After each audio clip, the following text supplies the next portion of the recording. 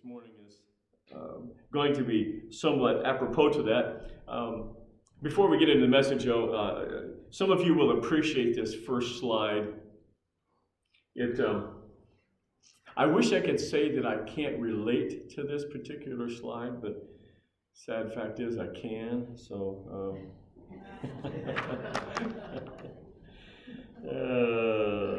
some days more than others, I can relate to it more. Not that I'm saying that the people in this congregation are, I'm not pointing a finger here. I'm just, What's that? Be gentle. Be gentle. Yes. How many of you in this life have ever felt judged? Someone looks at you and you look at them and they're looking at you going, yeah.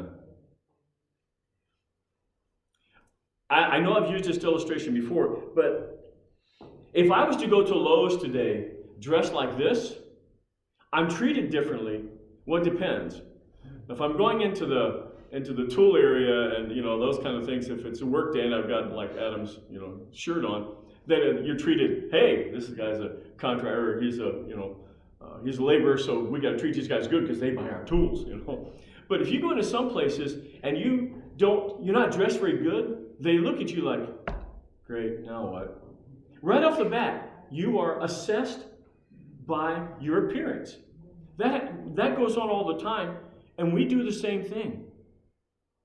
We are guilty of judging people based on appearance. Why? Because we grow up with it. We face it all the time. It doesn't matter if you're in school, kids, grade school. I mean, why does one little kid get picked on and bullied while the others never get touched? What makes that one child the target of being bullied? I don't know.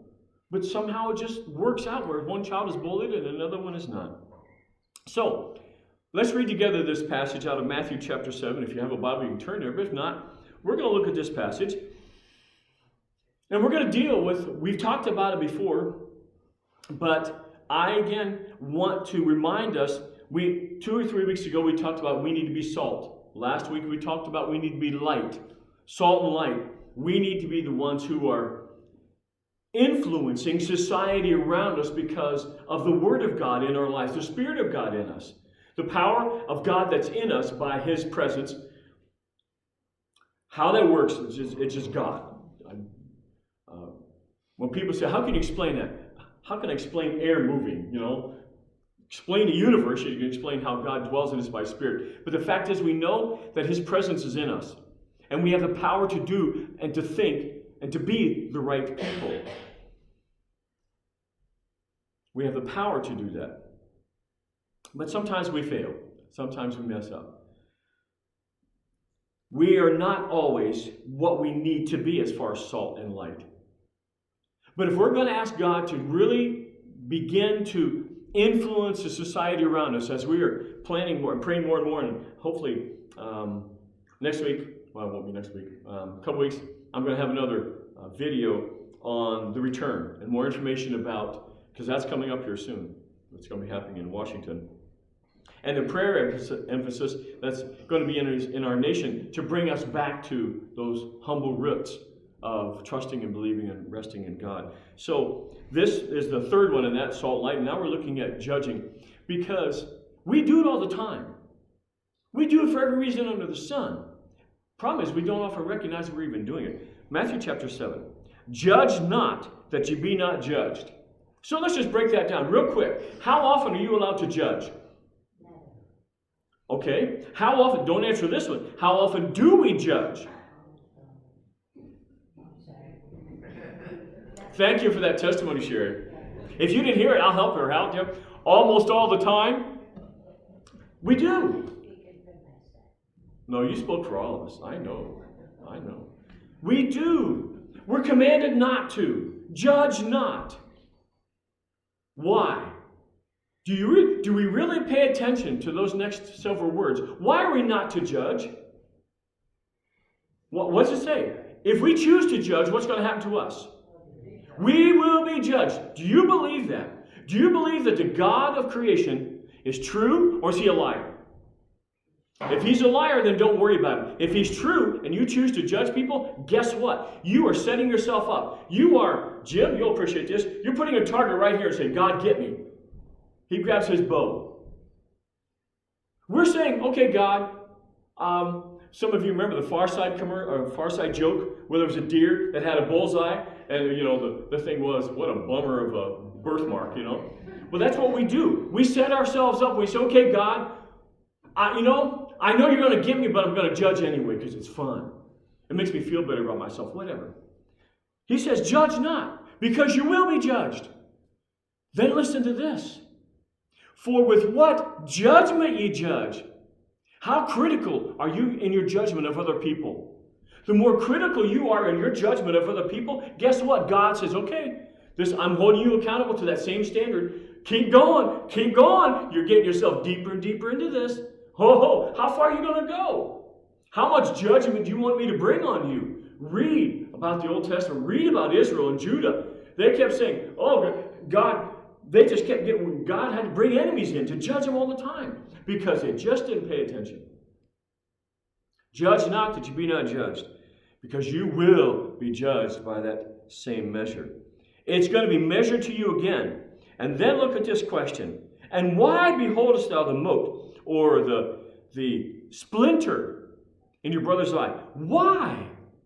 That's the question of this passage. Why do we do that? Why do we think we have the right or the privilege or even sometimes the necessity to judge other people? Do you ever ask your question why? Ask yourself that question right now. Why do I choose to judge other people? What is my motive? Okay, I'll let you answer. The world. I mean, really, this is America. They'll ask you to sit on a panel and judge a guy whether he's guilty of murder. I mean, so how do you get around that? Well, and excuse me. And there's a difference between having to judge judicially and judge motive. And that's a good point, because we have to judge judicially. If a guy was guilty, he has to be found guilty. But if we're judging the motive behind what somebody did, that's a whole different story. And that's where we get in trouble. Because we have to be able to discern or judge wisely situations in life. I have to judge a situation and say, can I do that? No. But I never have the right to judge your motive of heart. I never have the right to judge anybody's motive of heart. And that's really what we're talking about here. We're not talking about whether a situation is right or wrong and what needs to be taken care of. It's when I go beyond that and say, you're doing it because in my heart. Maybe not saying it verbally, but I'm saying it in my heart. So the question then becomes again, why? Why do we judge? Yes, ma'am. Could we say in judging that we've made a final decision when we judge? You condemn. And Sure, we yeah. aren't looking for anything else. We've made a final decision. We have made that decision, yes. And we're saying, here comes the gavel. Right. Guilty. Yes. We have put ourselves in a position of only one who has that right. And who is that? The scripture says many times over, there is only one judge. There is only one righteous person who has the right to judge any heart, and that is God. So as soon as you choose to judge, you are saying that I am equal to or have just as much right as God to judge the heart motive of someone else. You think to yourself, oh, I never think that. You don't have to think it. You're doing it. You are actively putting yourself in that position. Whether you recognize it or not, that's what you have just done. Because that's not a position of humility. It's not a position of brokenness. It's not a position of being what we need to be for each other, which we'll look at here in a little bit. So, why do we judge? Why behold? Why do I see that speck in your eye? But consider us not the beam. Okay, so I see the speck in your eye, but I've got a 2x4 just jammed through my head, sticking out both ends, 10 feet long. I've learned to see around the 2x4.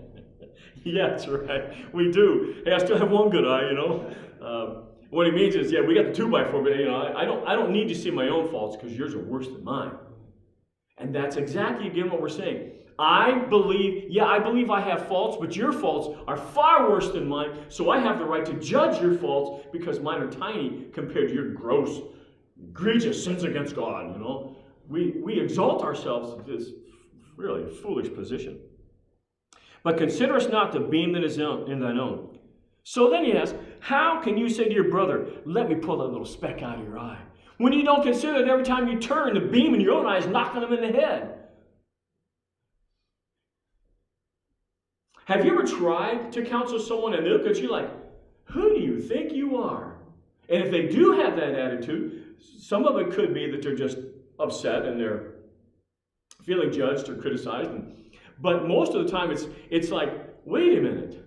I know you, and you're trying to, whoa, back off here a little bit. If your life was, something I could respect, I would respect your right to judge me or to help me deal with this, but you have no leg to stand on. He's saying, be careful. Why? Because, look at those two little words there, third line from the bottom in bold. What does it say? How many of us love to be called that? You hypocrite. Them's fighting words. I mean, nobody wants to be called a hypocrite. Why? Because we don't like it when somebody gets in our face and gets honest with us. That's why we don't like it. Because we know in the depths of our heart, we can be very, very hypocritical. But don't point out my hypocrisy, because I'm too busy pointing out your faults. So leave me alone. We think we have the right. No, we don't. First, you want to be able to deal with someone. Now, let's bump ahead here a little bit.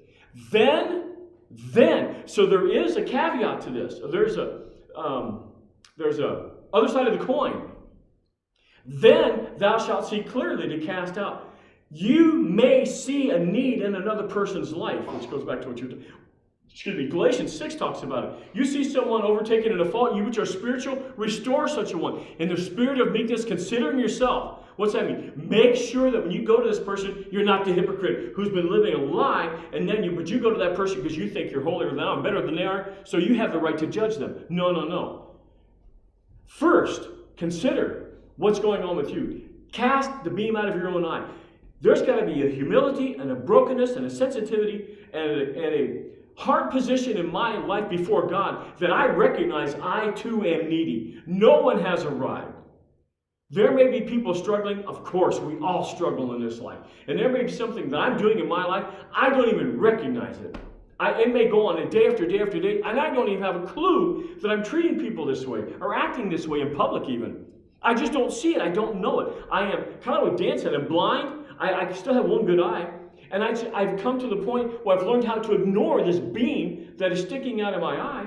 And I just act like, it's normal now. No, it's not normal. It's wrong. God hates it. It's an abomination to him, and it needs to be dealt with. So he says, deal with this stuff. Don't accept sin in your life as just being part of who you are, part of your character. No, it's not.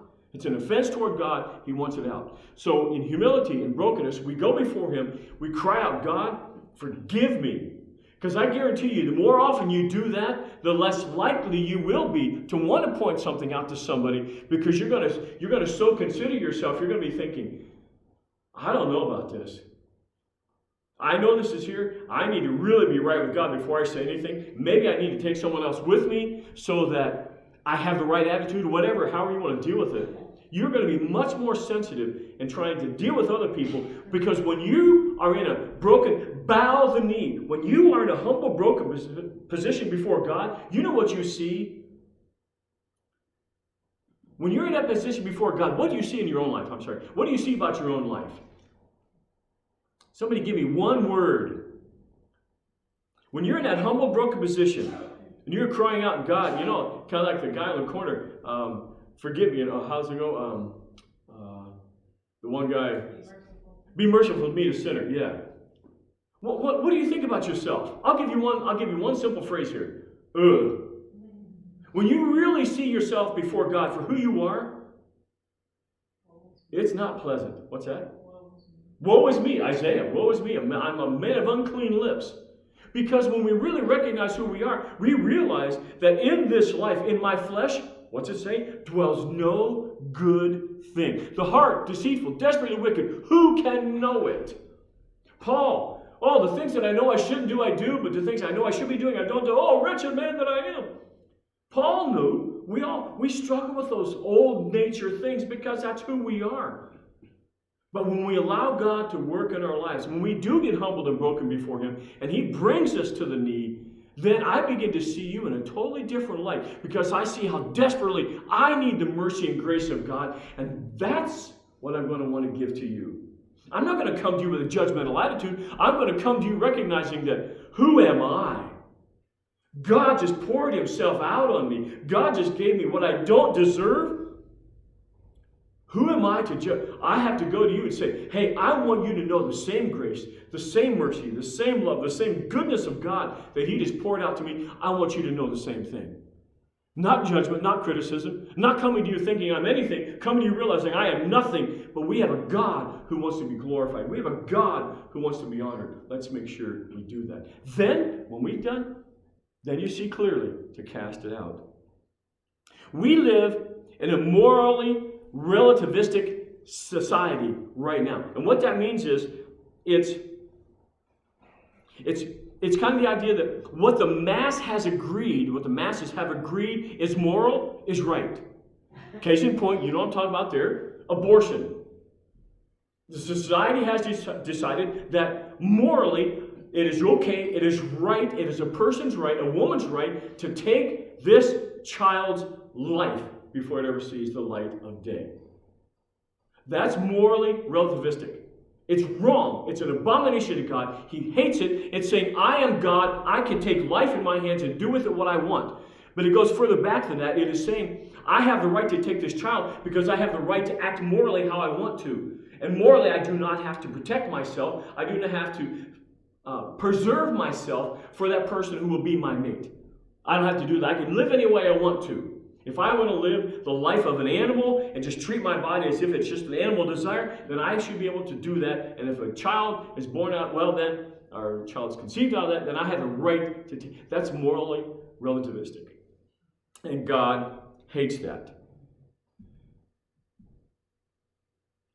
Because we live in that type of society, and we see these things all the time, it's very easy for me then when I hear about or know someone or see a situation where that's taking place, if I'm not careful, what I begin to do is I judge people for their morally weak lives. I judge them because I say I'm better than that because I'm a Christian. Wrong. I don't expect anybody without Christ, you've heard me say this before, dogs do what? Dogs bark, cats, cows, sinners. I don't expect people without Christ to be any different than who they are. I don't expect a sinner to have to live like a godly person. I expect sinners to, yes, sin. I don't judge them for sinning.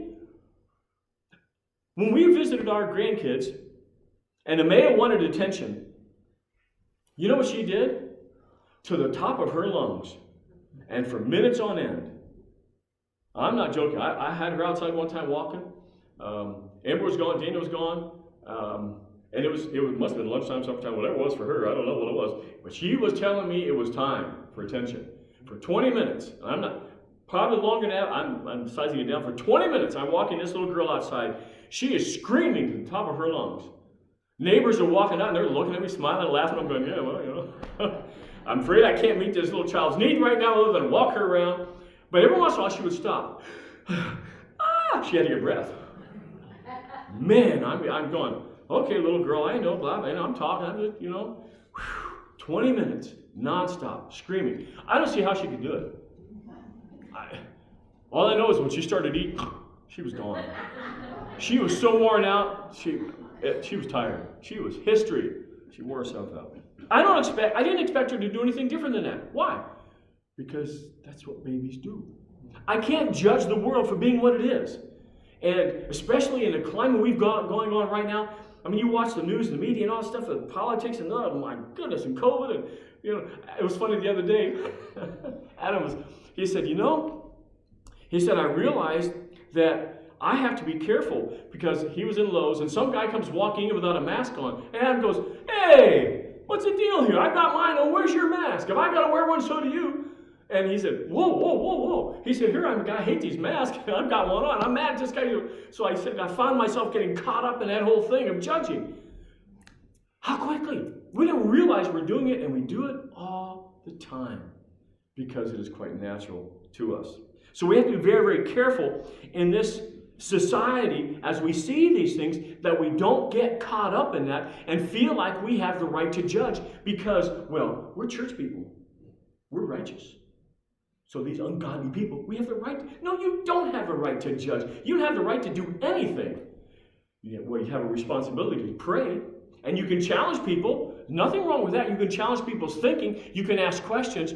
But to judge them in your heart, that's when you stepped over the boundary. You can judge a situation. Judge what's being said. Judge the rightness or wrongness. Probably not the right word, but anyway. You can judge the validity of some law, but you don't have the right to judge someone's heart. We have seen in the last few months, actually most likely past few weeks, we have seen a rise in the whole thing of Black Lives Matter and all the stuff surrounding that. And the reality that there has been, over history, over time, the judgment that people feel because of the color of their skin. Back in the world wars, if you were from Japan, oh my goodness, what those people went through. If you were Italian, you were criticized. So we tend as people to do that. It's not just to blacks. We do it to ourselves. We have this tendency to isolate and criticize and point out and make people feel bad. Because for whatever reason, we feel better about ourselves when we do that. But there's a guy named Tim Zebel. And Timothy Zebel, he has this particular thought, which I think is great. And he said, when we see people, we need to see them from the perspective of Genesis 1. And what is Genesis 1? God made man in whose image? His own. What color did he make man in his own image? What nationality? What language? It doesn't, right? I believe the scriptures. I believe Genesis. I believe God said he created one man, one woman, and the race came out of that. I have no problem accepting that at all. Okay? So, if I believe that we are all made in that image, that means every human being that has ever come out or is here at one point in time still do. We all have our ancestry going back to Adam and Eve. Right? So your color, your nationality, there's nothing about you that makes you any different other than those external things. You are designed in the image of God just like I am. So rather than judge you on anything else, I need to look at you and say, image first. That person was created in the image of God. I need to accept you. I need to treat you just like I would treat anybody else because you were created in the image of God. And I will respond to you based on that. Even if you hate my guts, even if your desire is to destroy me, as is still going on in many parts of the world. I read about this young girl. She gave her life to Christ as a 12-year-old. Her father said, deny or die. He put her in a room for 6 months, a dark room. He never let her out of that room for 6 months. Her brother secretly kept feeding her water and food and so on. Finally, the authorities started questioning. They went in and they took her out. She's got all kinds of physical problems. She's had many, many operations. She can't walk. She's getting a little better. Eyesight was, for a long time, she lived in darkness. But she said she never denied her faith. You talk about it. A 12-year-old never denying her faith, stuck in a room for 6 months in total darkness. But she said, my faith has grown stronger, and I can see the hand of God. It was really a neat little testimony. And I think she's 20 now. She has one more operation. They have to wait till she's 21. She has one more operation, and then she'll be done with that. But to see the joy in her face, that talk about the grace and mercy of God. Incredible. It's so easy I see that situation. You know what my heart is? I judge. I'm going to take that dad and do some very unkind things. Okay? I mean, that's my natural flesh. Now, should that man have been disciplined for what he did? Yes, but not by me. If there are laws against that, if there's a judicial system set up, it needs to be handled that way. Not because I'm some vigilante who's taking power in my own hands. Now, if one of my sons ever did that, it's vigilante time. Power's in my hands. They're going to get pounded. Warning. But anyway, so image first. I need to see everybody for who they are. I don't need to see someone and look at them and go, I think that's a Muslim. Yeah, they're out to get us. Why? Why? I need to see that person as someone who Jesus Christ went to the cross to die for their sins, just like he went to the cross to die for mine. Period. Now, there may be somebody who has evil intent against me. So, I've got a big enough God who's going to take care of that. If he allows me to be killed by the person, so when I go to heaven, what about my family? He'll take care of them. I've got a heavenly Father who's big enough to take care of all of this all the time. He's not limited. He's not small. He's not minuscule. He's not some little tweaky, little man-made image that sits on a post. No, he's the God who designed and created it all. I don't have to worry about it. He's got it covered. And he always will. My fear is when I don't recognize that my Father is... The reason I wanted that this morning. Bow the knee. Do we really see our God as who he is? Do we really allow our God to be on the throne of eternity and our lives like we should? Do we really think about him on a daily basis as being greater than any of the circumstances, any of the things I face down here? If he is, if I truly see that, then I have no problem in trusting him when I look to you and see you image first, designed by him. I have no reason to judge you, no reason to criticize. None whatsoever. So what are some of the things, quickly I look at these, why do we judge? Is that clock right? Is it almost 11:30? It is. Where'd the time go? Man, I'm just getting started, folks. I'm just having fun. What's that? Yeah, right. So what are some of the things we judge? Of course, I just talked about that. We judge the color of skin or ethnicity. I was talking to someone this past week, and he went to this dinner where they were serving people here in town. And he'd taken his stuff there, and he sat down, and this guy comes in, and he said, this guy was biker dude all the way. If you imaged in your mind a biker dude, this was him. Ponytail, tattoos everywhere, leather, the chains and the boot. He said this was biker dude, period. And he looked at him and goes, oh man, where did you get this guy, So he's already judging his heart. So they sit down, and the lady who was operating thinks, okay, today it's time for us to pray before we have our meal, and we're going to have so-and-so pray. And this guy stands up. He looked at him and said, this dude is 6'5", big guy. And looked at him like, you got to be kidding me. And he said, his prayer, he said, when he started to pray, I was so humbled before God. I was embarrassed that this man, here I am, I judge this man. And he said his prayer was just so honest and real before God. And here I thought he was some guy who needed my prayers, How quickly we judge because of what we see on the outside. How often do we judge a person's worth by what we see them drive, by what we see them wear, by the home they live in? How often do we judge a person's worth by that? All the time? Do we judge people by their political affiliation? I can't believe you're one of those. Whatever. You're a libertarian? What's the matter with you? I'm not going to use the other ones. I'm not going to throw one. Oh, thanks. Pick on us libertarian. That's right. Yeah. They're made in the image of God too. Shh. No conviction. Yeah, hard to imagine. How often do we judge people simply because I feel lousy today, and you did something that irked me, and I'm going to judge you because I don't feel good. I just feel bummed. And you happen to be in the way.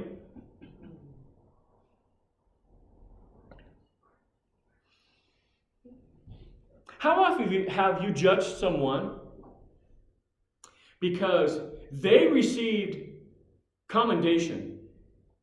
And you watch them and you think, they're so freaking proud. But down deep you're saying, I deserved it. Who's more proud? I'm judging them because I think they're proud, but down in the depths of my heart, I'm more proud than they are because I'm assuming that I deserved what they, that's of course, that is envy. I'm glad we're Christians in this auditorium, though, because we don't do these kind of things. Do you ever find it difficult to struggle when the scripture says rejoice with those that rejoice? Do you ever find that a struggle? That you are saying, God, thank you. I have had people ask me, during this time, and other churches in the area are growing and are putting up buildings and all this kind of stuff. And somebody asked me one time, he said, does that bother you? Are you a little envious? And I said, no, this is not about me. Now, 10 years ago, 15 years ago, 3 weeks ago, no. Have there been times that I struggle with that? Sure. But this is not about me. I'm not building a kingdom here. Any church that grows, if they're preaching the gospel and people are coming to Christ and they're working and getting the gospel out, I'm supporting them. I'm encouraging them. I'm not against them. That's silly. It's the kingdom that matters. It's God's kingdom increasing and growing, not me. It doesn't matter. So what is our true motive about judging? We think by lowering another person, we hope to feel better about ourselves. Whenever I have the idea in my heart, whenever I have this gnawing kind of irky thing going on where I think I deserve something better, that's discontent, right? Paul said, I have learned in all things to be content. It doesn't work when I think that by judging and lowering you, I feel better about myself. That does not work. Because in the long run, sooner or later, the more I do that, I begin to feel bad about what I've done. And the more I feel bad about what I've done, I look for ways to feel better about myself. And so I increase my desire to judge. I make a cycle here. The problem is that cycle, it gets lower and lower and lower. To the point I lose sight of how poorly my attitude is toward God and toward people. I digress terribly. Romans 14, I'll close with this passage. Romans 14. Let not him that eateth despise him that eateth not. Let not him which eateth not judge him that eateth, for God hath received him. Who art thou that judgest another man's servant to his own master? He standeth or falleth. Yea, he shall be holden up, for God is able to make him stand. You know the problem with that verse? There's a guy, Ricky was telling me about him. And he said he was talking to him, and he said, yeah, goes to another church, not here in town. And Ricky said, yeah, sometimes I go to the Baptist church down there because I'm a really close friend of the pastor and so on. And the guy goes, oh, those Baptists. He started ripping Baptists apart. And Ricky said, well, I don't know who you're talking about, but they don't do that church I go to. Oh, yeah, those Baptists. And Ricky was offended by it. Because he said, wait a minute, you're accusing these people of being something that they aren't. They don't do that. They don't act like that. Well, yeah, but they're all the same.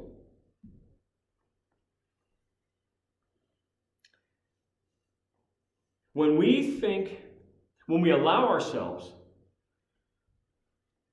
let's just change that a little bit. Let not him that let's see. I want to use a certain illustration, but I'm afraid I can't. Listen, okay. Let not him that doeth things different in their church despise those that do. If that makes any sense. We have these denominational distinctives, right? So in this particular church, they do that, but over here, they don't do it. Why? Well, because this church is more spiritual, so they don't do that. You've heard me say this before. I don't care what denomination you are. If I can fellowship with you on the basis of who Jesus Christ is, and that salvation is in Him alone, and that God's first command to us is to love our neighbor, well, to love the Lord our God with our heart, soul, mind, strength. Neighbor as yourself. If we can fellowship on the basis of that, I'm good to go. Forget those other distinctives or prerogatives or prejudices or whatever.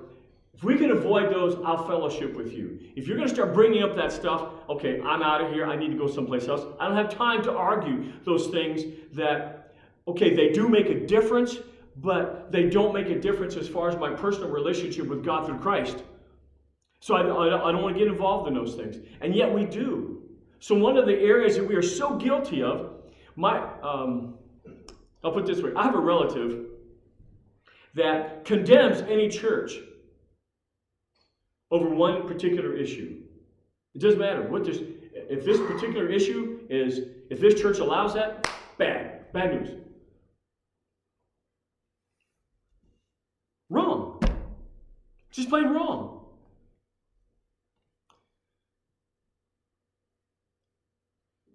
Who art thou that judgest another man's servant?